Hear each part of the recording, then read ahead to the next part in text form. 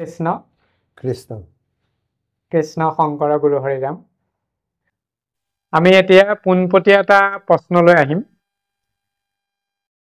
মহাপুৰুষ শ্ৰীমন্ত শংকৰদেৱ গুৰুজনাই ভকতক শ্ৰেষ্ঠ মৰ্যাদা দি ভকতিৰ মাৰ্গটো সুগম কৰিবলৈ তেখেতৰ দৰ্শনেৰে প্ৰকাশ কৰিছে। এতিয়া স্বয়ং গুৰুজনাই ভকতক আগস্থান দিছে। আৰু অন্য প্ৰকাৰে চাবলৈ গ'লে শাস্ত্ৰ পুৰাণ উপপুৰাণ সকলোতে সৎসংগৰ এটা প্ৰাসংগিকতা আহি পৰে, যদিহে কৃষ্ণ দৰ্শনেই হওক বা অন্যান্য শাক্ত শৈৱ যিয়ে নহওক, এই দৰ্শনটো লাভ কৰিবৰ কাৰণে একান্ত সৎসংগৰ প্ৰয়োজনীয়তা আছে। গতিকে গুৰুজনে যিভাগ কথা ক'লে যে ভকতৰ সংগলৈ ভকতক আগস্থান দি কৃষ্ণ দৰ্শন লাভ কৰি জীৱন সুগময় কৰিব পাৰি, তেন্তে হ'লে চমুকৈ অকণ প্ৰকাশ কৰকচোন। কৃষ্ণ, সেইটো বৰ সুন্দৰ প্ৰশ্ন। এতিয়া ভকত শ্ৰেষ্ঠ বুলি গুৰুজনাই কৈছে, স্বয়ং কৃষ্ণই কৈছে, আৰু আপুনি কোৱা নিচিনা অন্যান্য শাস্ত্ৰ সমস্ততে যে ভকতেই শ্ৰেষ্ঠ। আৰু ভাগৱততো গুৰুজনাই কৈছে যে কৃষ্ণক পাইবাৰ জন ভকতকে পন্থ, এই মানে কহে গীতা ভাগৱত গ্ৰন্থ। কৃষ্ণক পাবৰ একমাত্ৰ পথ হৈছে ভকত। ভকতৰ পথেদি গ'লেহে আমি ভগৱন্তক পাওঁ বুলি কৈছে। ভকতে চিনাই বান্ধ কৃষ্ণক আবে এহেন তেখে চিনাই লন্ত অন্ধক দিলেক চৈখুদান বুলি কৈছে ভকতেকে। বেদৰ বিহিত যত ধৰ্ম আছে সংসাৰত সবে হৰি নামৰ কিংকৰ, হেন জানি যিটোজনে নামৰ কীৰ্তন কৰে সেইহে পৰম সাধুনৰ। যিজনে নামৰ কীৰ্তন কৰে আৰু সেইসকলেই ভকত আৰু সেইসকলে সাধু আৰু সেইজনেই মহন্ত বুলি কৈছে। কাৰণ বেদৰ বিহিত যিমানবোৰ কৰ্ম আছে সেইবিলাক বাদ দিব লাগিব। বেদৰ বিহিত যত যিমানবিলাক ধৰ্ম আছে সংসাৰত যিমানবিলাক ধৰ্ম আছে সকলোবোৰ কেৱল মাত্ৰ নামৰ কিংকৰ বুলি কৈছে, নামৰ দাস বুলি কৈছে। সেইকাৰণে সেই নামৰ দাস কিংকৰ, সেইকাৰণে যিসকলে সেই সকলোবোৰ বাদ দি কেৱল হৰিৰ কীৰ্তন কৰে সেইসকলেই ভকত, সেইসকলেই সাধু, সেইসকলেই মহন্ত আৰু সেইসকলেই পুণ্যৱান। সেইকাৰণে ভকত কৃষ্ণক পাইবাৰ জনে ভকতহে পন্থ বুলি কৈছে। আৰু হৰিক পৰম বান্ধৱ বুলিয়া এই যি কৰে হৰি কীৰ্তন, সমস্ত শাস্ত্ৰৰ তত্ত্বক জানিল জানা সেহি মহাজন বুলি কৈছে। ভকত শ্ৰেষ্ঠ বুলি কৈছে।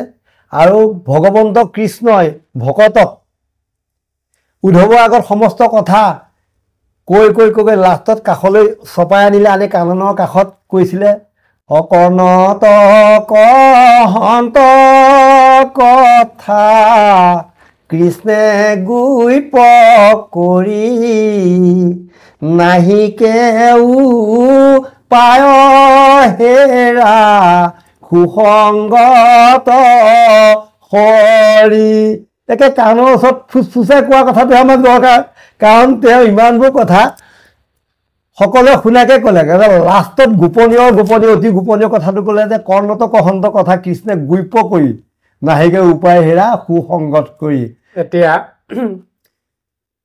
উপলব্ধি হ'ল আপোনাৰ কথাই যে ভকতক শ্ৰেষ্ঠ দিয়াৰ তত্ত্বখিনি বহু গভীৰ। এতিয়া আপুনি চমুকৈ কওক যে তেন্তে হ'লে আমি সেই সৎসংগ আৰু সেই ভকতক চিনি পাম কেনেকৈ? ভকতক কেনেকৈ চিনি পাম? ভকত হৈছে, কাৰণটো হ'ল 3 বস্ত্ৰ ল'লেই বোলে ভকত নহয়, বা ভকতৰ সংগত থাকিলেও কোনোবা এজন ব্যক্তি ভকতৰ সমপৰ্যায় হ'ব নোৱাৰে। এনেও স্বাভাৱিকতে পৃথিৱীত এতিয়ালৈকে মাত্ৰ 6জনেইহে ভকত হ'ল। গতিকে সেই 6জনৰ আদৰ্শতে আমি আগবাঢ়িব লাগে। গতিকে বৰ্তমান সময়ত আমাৰ যিখন ভকতীয়াল বা আধ্যাত্মিক সমাজখন আছে, ইয়াত আমি সেই সৎসংগ আৰু সেই ভকত চিনাক্ত কৰোঁতে আমি ক'ৰবাত ত্ৰুটি কৰোঁ নেকি? বা যদি আমি ত্ৰুটি নকৰাকৈ ভকত চিনাক্ত কৰিবলৈ প্ৰয়াস কৰোঁ, তেন্তে আমাৰ ল'বলগীয়া সাৱধানতাখিনি কোনখিনি?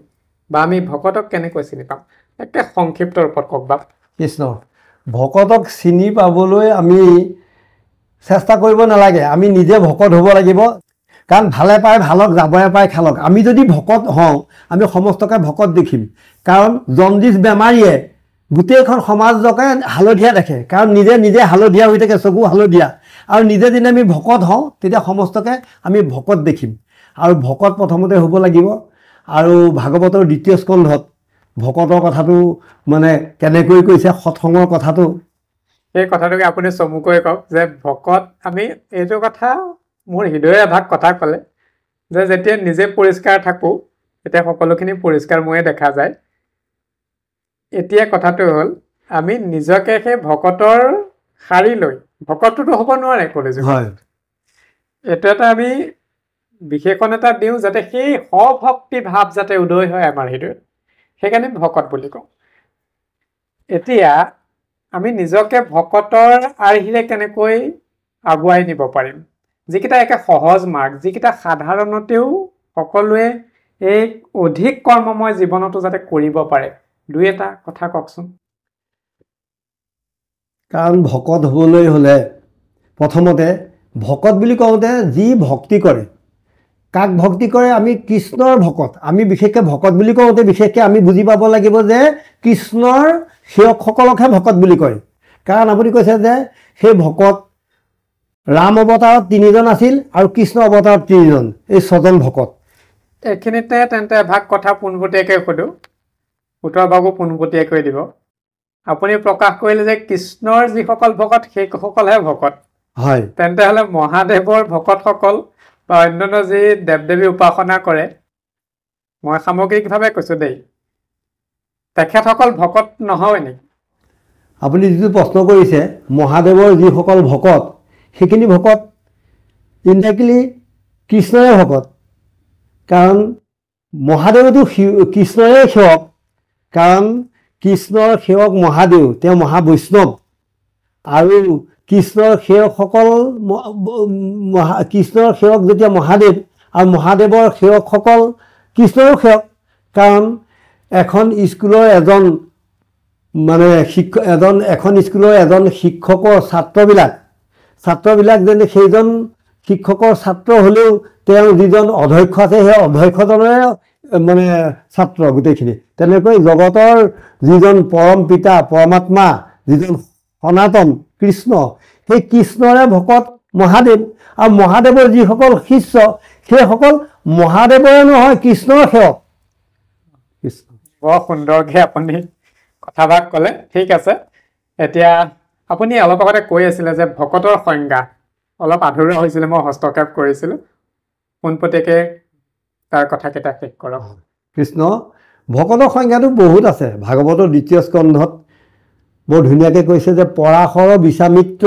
আদি মুনিগণ জলবায়ু ফলপত্ৰ কৰন্ত ভয়খন কামিনী জনৰ মুখ পদ্ম সুললিত তাৰাসমূহ হোৱে দেখি কামে বিমোহিত দধিত দুগ্ধ ঘৃত মিশ্ৰ কৰি শালী অন্ন প্ৰবন্ধিয়া নিতে যিটো কৰন্ত ভয়ক্ষণ তাৰাসৱেও পাৰে যদি ইন্দ্ৰিয় জিনিত বিন্ধগিৰি পাৰে তবে সাগৰ তৰিত লাষ্টত মুখনি মাৰি কৈছে যে ইন্দ্ৰিয়ক জিনিবাৰ আছে যাৰ মতি সত্তৰে কৰি যত্ন সন্তৰ সংগতি যদি আমি ইন্দ্ৰিয়বিলাকক জয় কৰিব বিচাৰিছোঁ ইন্দ্ৰিয়বিলাকক বশীভূত কৰিব বিচাৰিছোঁ তেনেহ'লে আমি সৎসংগ ল'ব লাগিব এতিক্ষণে সত্তৰে কাৰণ বিশ্বামিত্ৰ আৰু পৰাশ মুনি সেইসকলে ইন্দ্ৰিয়ক জয় কৰিব পৰা নাছিল যদিও তেওঁলোকে ধ্যান কৰিছিল ভগৱন্তৰ নাম লৈছিল তেওঁলোকে সৎসংগৰ অভাৱত তেওঁলোকে কি হৈছিল কামে বিমোহিত হৈছিলে হৈ পেলাই স্বৰ্গৰ অপেশ্বৰা মেনকাৰ লগত বিহাৰ কৰি বিশ্বামিত্ৰ মুনিয়ে শকুন্তলাক জন্ম দিছিলে আৰু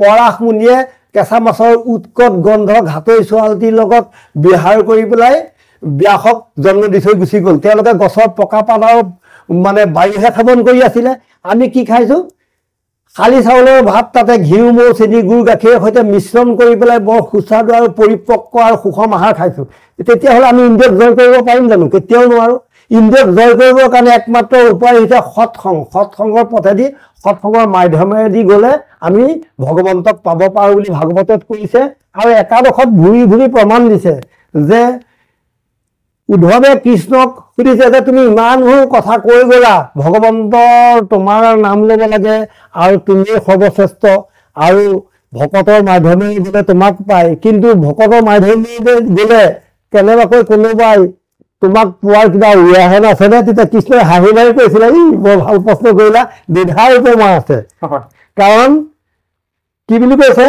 যে সাধু সংগে অনেক পাৰিলেক মূৰ গতি দেউল লেখা সখী তাৰ শুনিও সম্প্ৰতি যক্ষ ৰক্ষ বৃক্ষ পক্ষী পশু পালে পালে স্ত্ৰী ক্ষুদ্ৰ অন্তজাতি অধম চণ্ডালে ইসবতো অধিক অনেক পাপমতী ভকতৰ সংগত পাৰিলেক মূৰ গতি। বাপজনা ইতিমধ্যে কৈছে যে ভগৱন্ত আৰু গুৰুজনাৰ কথা কৈ শেষ কৰিব নোৱাৰি।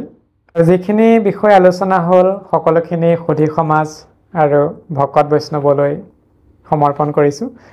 পৰৱৰ্তী কালতো আপোনালোকৰ আশীষ পালে এনেকুৱা ধৰণৰ অনুষ্ঠান কৰিবৰ কাৰণে প্ৰয়াস কৰিম।